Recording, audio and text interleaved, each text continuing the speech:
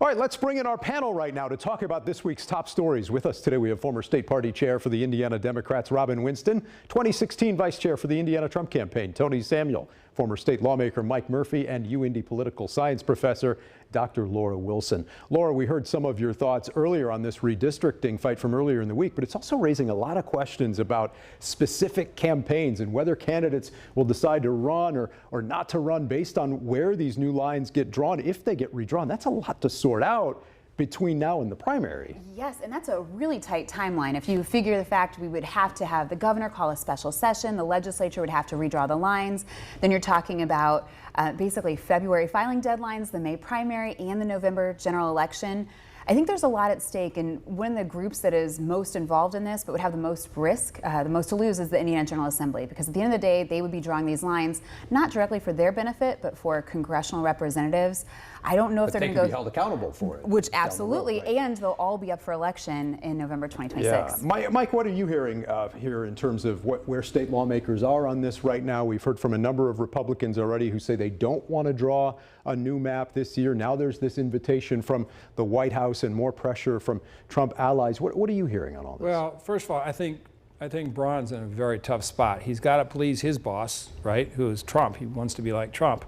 But at the same time, he's got a lot of legislators who are very reluctant. They just don't think it's the right thing to do. The Republican Party, we generally do the right thing no matter what.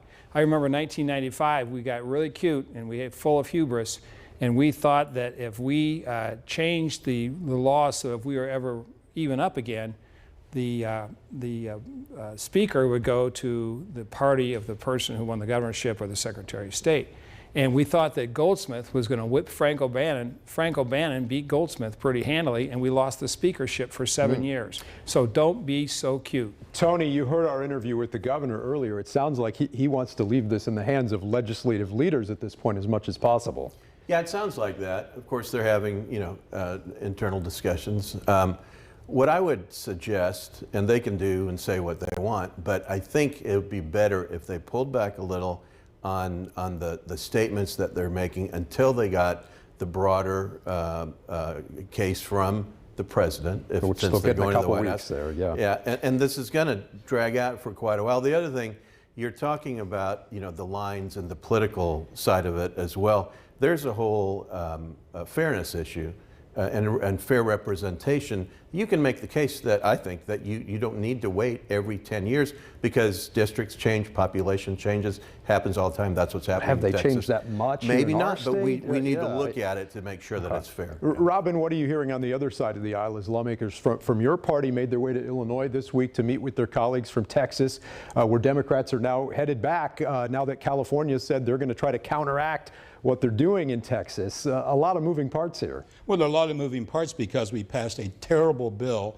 that's going to impact Hoosiers in all walks of life, and the president is fearful of losing control of Congress. This is why we're doing this, Dan. Now, I'm the fiscal conservative on the panel here.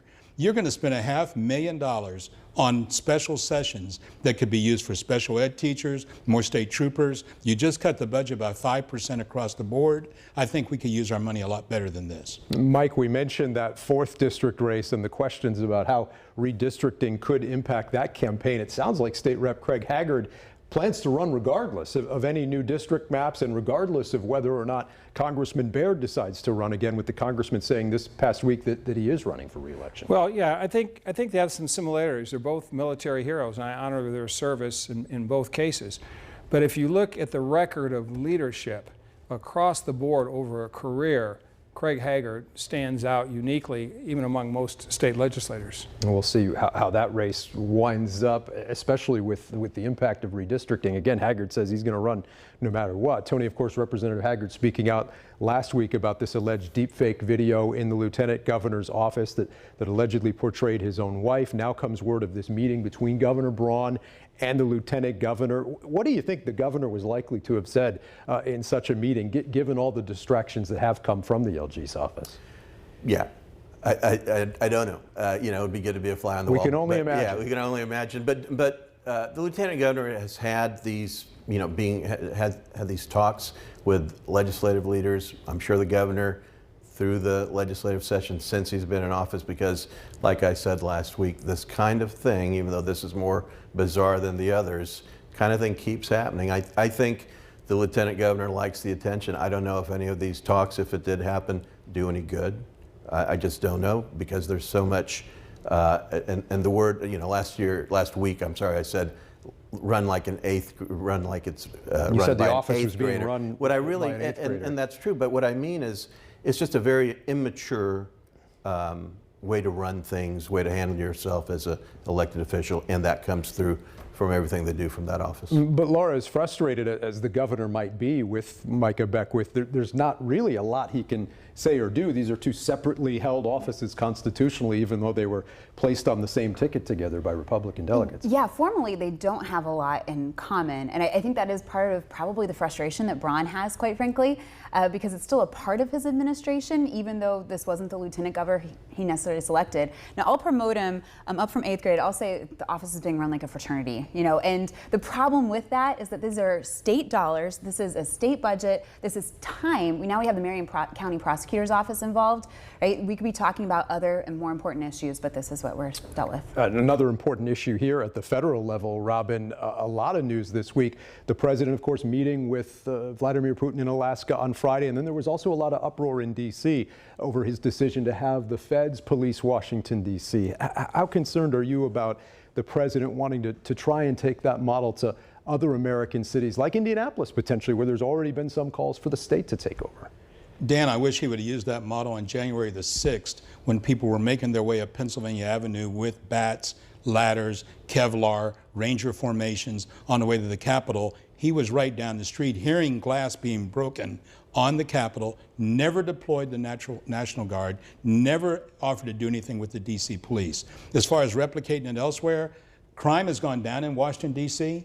The president's decided to make this a political issue. Let's see if he tries to make it more of a political versus law enforcement issue. Tony, your response to all that, and is this a harder case for the White House to make, given that crime is statistically down right now in many U.S. Yeah, I would cities? challenge that about the statistically going down. That's what the statistics show. Well, actually, they've shown that somebody there in the police department was doctoring those statistics. They've also, I'm talking about broadly across the United States, crime is down in many American cities in the last 5 I to 10 really years. don't like hearing that. I mean, you're fair to say that. That's what the numbers show. But when there are victims of crimes all over the place, that doesn't mean anything to them. And in D.C., they're not counting the juvenile crimes. The juvenile crimes are off the charts in D.C., and that's why the president is doing this. He's right to do it. We've got a crime problem. We've got a drug problem. We've got a cartel gang problem across the country. He's right to put a focus on it, and that's what the American people elected him to do. Well, I know it's going to be a debate that continues to play out